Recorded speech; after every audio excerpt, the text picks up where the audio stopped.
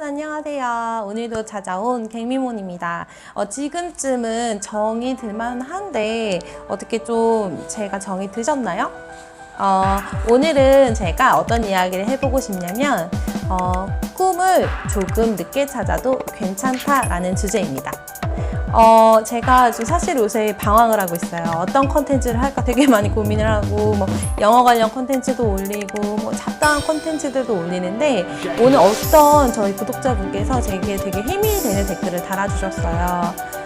저의 그 내면에 되게 호기심이 생기셔가지고 영상을 좀 보셨다. 이런 댓글을 달아주셨는데, 저는 그 말씀이 너무나 고마웠어요. 저는 사실 제가 이렇게 원맨쇼 하듯이 얘기하는 게 다른 사람에게는 재미없을 수 있겠다라고 생각을 하던 참이었거든요. 그래서 오늘 용기를 조금 얻어서 다시 저의 좀 진솔한 얘기를 해보려고 카메라를 켰습니다. 여러분, 제가 지금은 사업도 하고 번역도 하고 인하우스도 하고 되게 많은 일을 하고 있지만 사실은 제가 어떤 직업을 해야겠다라고 마음먹은 거는 그렇게 오래되지 않았어요. 어쩌면 다른 사람들보다 조금 그런 계획, 목표를 좀 늦게 잡은 편인데, 이 이야기를 하려면 사실은 좀 길어요. 제가 예전에 나는 왜 물건이 아닌 서비스를 팔게 되었는가라는 영상을 보시면 좀 제가 걸어온 길을 아실 수 있을 텐데, 간략하게 빠르게 속사포로 말씀해 드릴게요.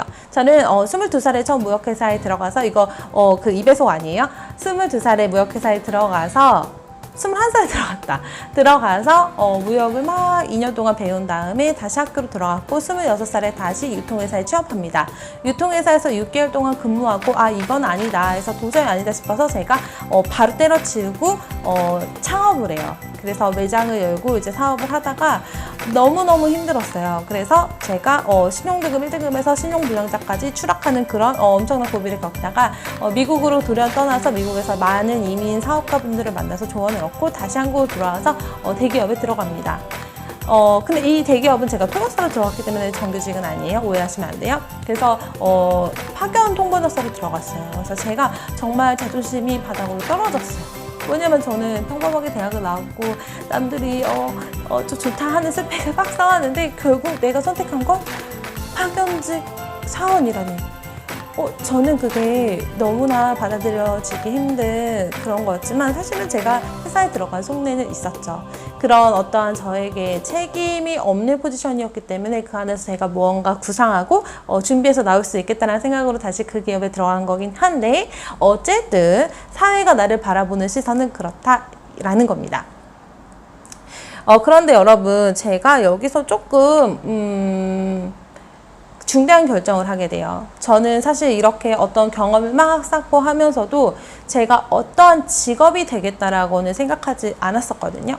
제가 20살 때 읽은 책에 어떤 미래학자분이 우리는 미래에 모두 직업 유목민이 될 수밖에 없다. 이런 4차 산업혁명 시대를 그때 정확하게 얘기한 건 아니지만 어떤 이런 형태의 사회가 온다. 그래서 하나의 직업으로 결코 먹고 살 수 없는 사회가 온다라는 책을 제가 20살 때 딱 읽고 이거다 라고 생각을 한 적이 있었거든요. 그래서 저는 그냥 어떤 것을 딱 정해놓는 게 되게 싫었어요. 그러다가 어느 날 그런 생각을 했어요. 제가 회사에서 어떤 그 회사의 임원분의 이력서를 막 보고 있는데 그분의 이력서가 정말로 끝장났어요. 대학교는 예일대를 나오셨고 대학원은 하버드를 나오신 그런 분이시고 첫 스타트를 엄청난 그 실리콘밸리에서 하고 그러신 분이었는데 연봉이 정말 몇십억이었어요. 근데 그런 분의 이력서를 보고 제가 또 다른 임원분의 이력서를 보니까 그분들의 공통점을 발견했어요. 바로 아카데믹한 커리어를 굉장히 통일성 있게 쌓아갔다라는 거예요. 그때 저는 되게 단순한 거긴 한데 되게 충격을 받았어요.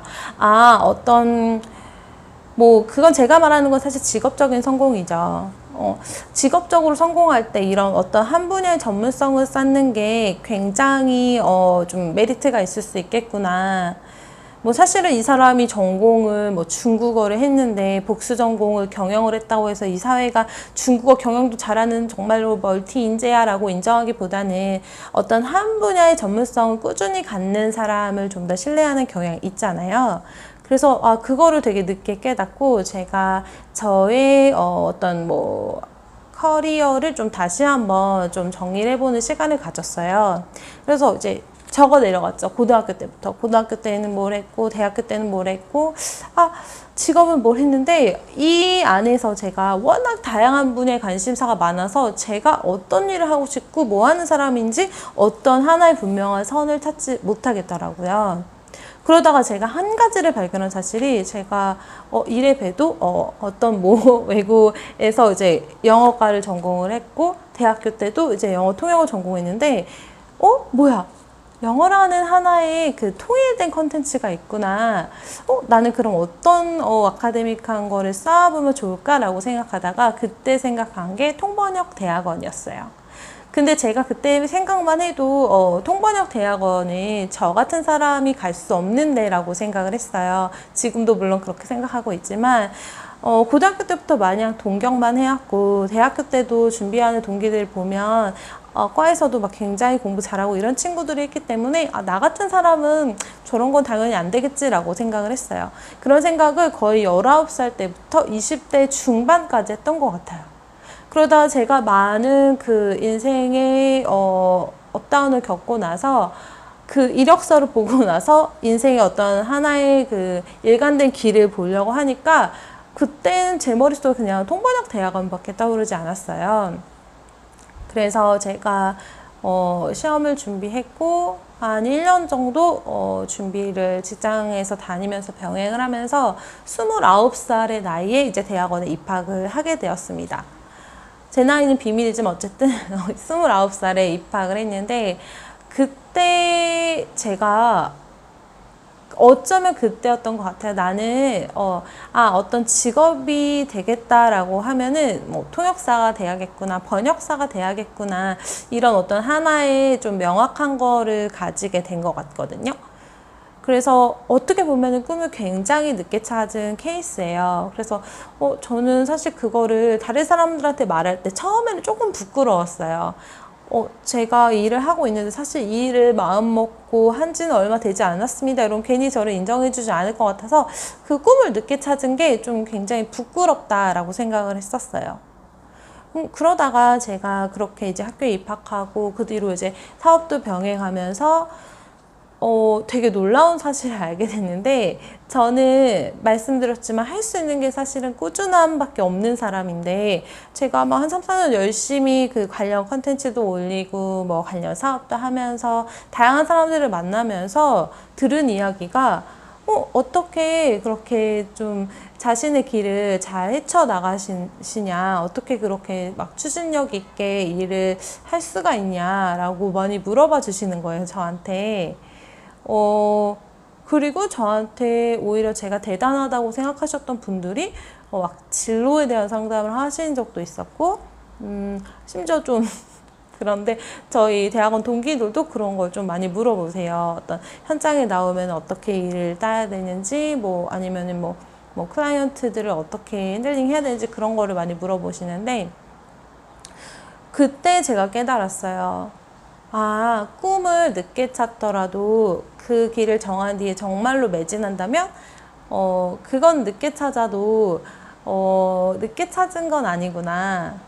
왜냐면 본인이 찾고 그만큼 그 일에 매진하면 사실은 발전하는 속도가 더 빠르다고 생각을 하거든요. 또 하나 또 발견한 사실은 생각보다 많은 분들이 꿈을 늦게 찾는 경우도 되게 많고 꿈을 찾지 못하는 경우도 많다라는 거예요. 제가 30이 넘고 이제 와서 깨달은 게 꿈을 늦게 찾는 건 절대로 부끄러운 게 아니다. 그 꿈을 찾은 뒤에 정말로 열심히 매진한다면 다른 사람이 먼저 시작했더라도 금방 따라잡을 수가 있구나.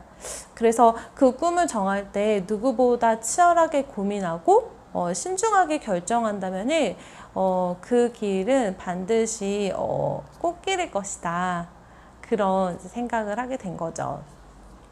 저도 아직 배우는 단계이고 아직 갈 길이 먼 사람이지만 제 이야기가 어쩌면 오늘 도서관에서 축구도 못 보고 공부한 어떠한 수험생에게 도움이 될 수 있을 거고 그리고 야근을 쩔어서 집에 돌아오는 버스 안에서 이 영상을 보시고 누군가는 또 힘을 얻으실 수 있을 거라고 제가 믿기 때문에 좀 조심스럽게 영상을 찍어봤습니다. 여러분, 그런데 제가 마지막으로 한 가지 당부 말씀을 드리고 싶은 게 있는데 꿈을 늦게 찾아도 괜찮지만 막 언젠가는 찾아질 텐데 뭐 세워라 내워라 뭐 이렇게 하시라는 말씀은 아니에요.